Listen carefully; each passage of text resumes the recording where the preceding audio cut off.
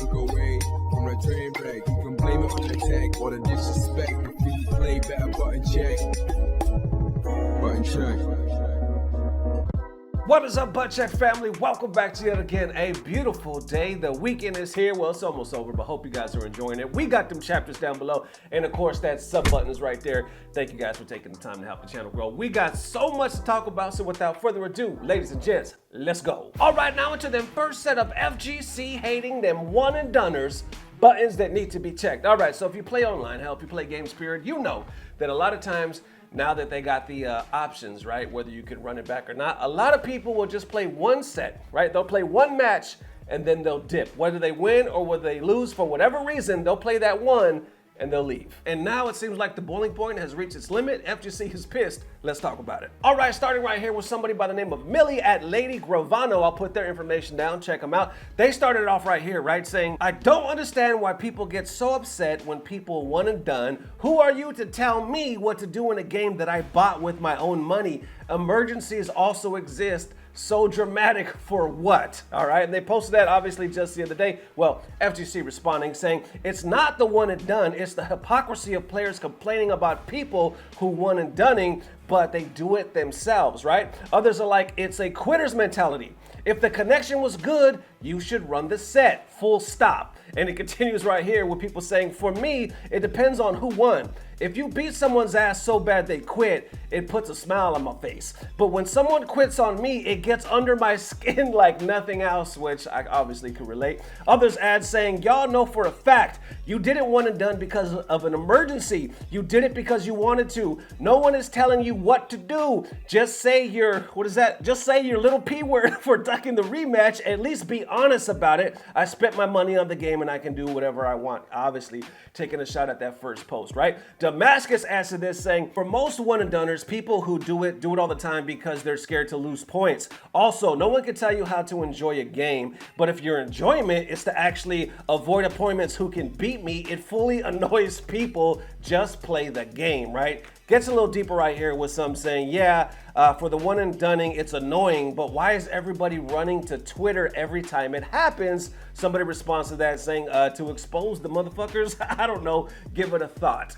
And there you have it, right? I even see Big Bird adding to this, right? Basically saying he doesn't mind the one and doners, but players who lose first and then win the second game only to choose to leave, like what the hell, because you're just going to run into them later on, right? Omni adds to that saying they know they got downloaded and they got a dip before the inevitable 1 and 2. Big Bird says, yeah, pretty much. It just gets annoying, right? And you've seen this a lot. Millie even wraps it up right here saying, but they didn't plug. I don't get it. Because if they plug, that's when I get pissed off. Big Bird says plugging is a different story for sure, but if you're in ranked and you're staying there even after the set, then why not just continue the set? At the end of the day, it's just annoying, especially when you're just trying to learn, right? So that's Big Bird part, which is a good point if you think about it. It's like, yo, if you're not plugging, that's one thing, right? Obviously, a lot of people get pissed off at pluggers or rage quitters. But if you're gonna stop playing the set and you choose to do the one and done, but you're still online. That's what Big Bird's saying, right? You're still online playing. Why not just finish the damn set? Because he's coming from the point of view is I'm just trying to learn. I'm on here trying to learn these matchups, especially if you're beating me. So I hate it. It's annoying as hell when you just run away with the win or the L. All right, and there you have it. We all know the one and done pisses people off. And let's be real. We keep it real on the button check. Sometimes we got to check our own buttons, right? Look, I believe in the comment that says, y'all know damn well that you don't do this because of emergencies. You do it because you want to, or you don't want to lose points and whatnot. Just own up to it, right? I've been guilty of this. I've done it, shit. And a lot of times it wasn't because of an emergency. Yes, every now and then that happens. You got to answer the door or somebody's calling you, yada, yada. But most of the time, let's be real.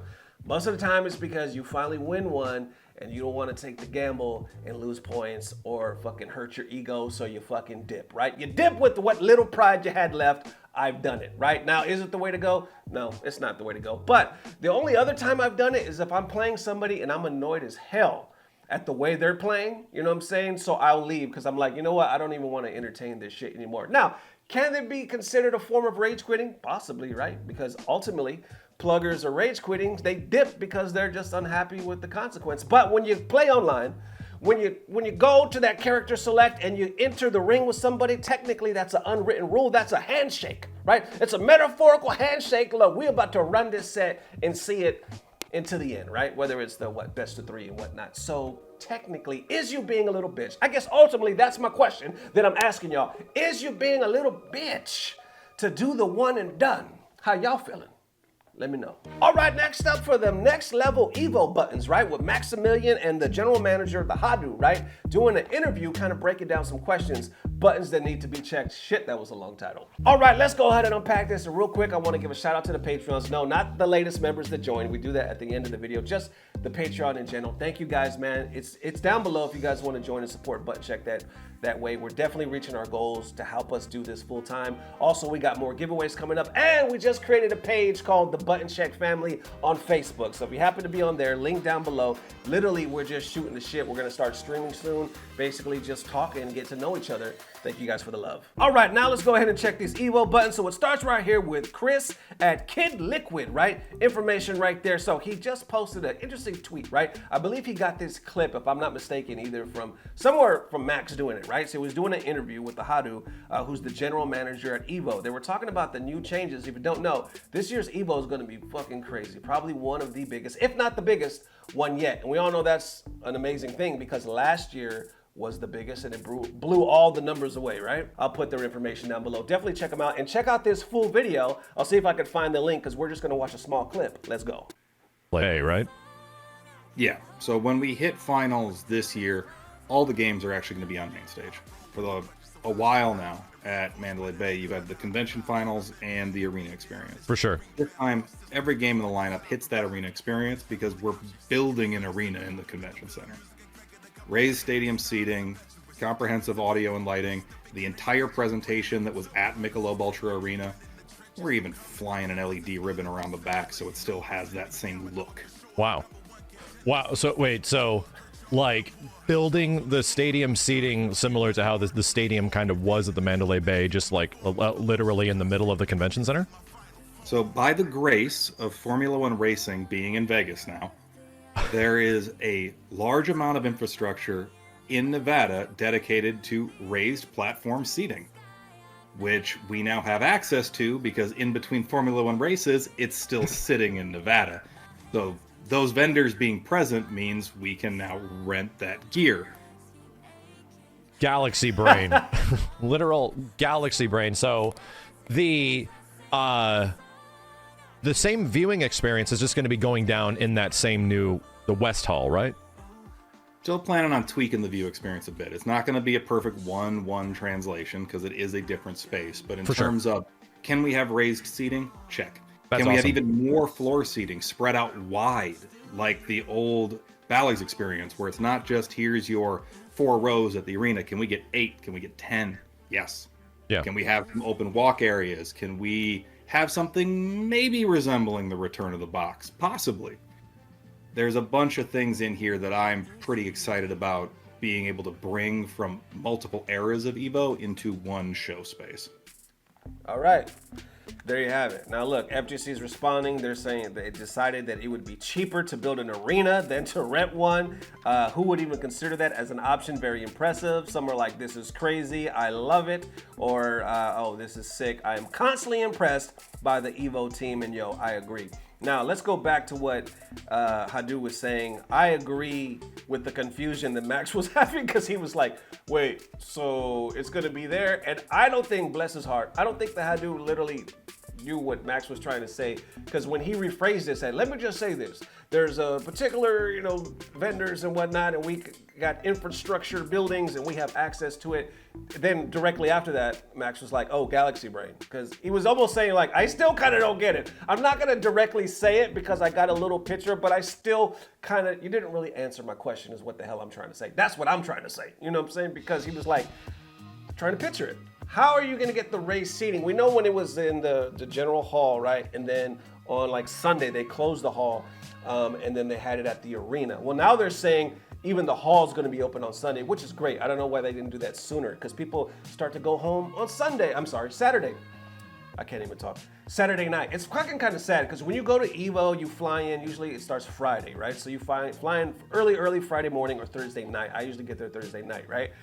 You're there. You do Friday, Saturday. That's it. If you're not going to the arena, which most people don't, you're out. So you're basically there for 2 days. Now that they're keeping it open Sunday, that's dope as hell. Now people get to enjoy that full weekend and they can watch, you know. But here, going back to what I was just saying, now they're like, oh, it's gonna be one. We got race seating for Sunday, and I still don't quite understand how that fuck is gonna work. What do you mean? We're going in there and all of a sudden, like when we need it, the seats are gonna raise from the ground, or they're gonna raise from the sides of the walls or the ceilings? Like what the hell is raised seating? I'll put diagrams on the fucking, you know, screen right now if I could find some. But as of this moment that I'm recording, I have no idea what picture they're trying to paint. But either way, I don't need to because they know, and they know what they're doing. So far, it sounds like this is probably gonna be one of the biggest or the biggest EVOs yet. Breaking numbers, you got Tekken 8 just on the release, right? People are hyped for that. You got Street Fighter 6, obviously, right? You got MK1. People love MK1. They can't play to play. I'm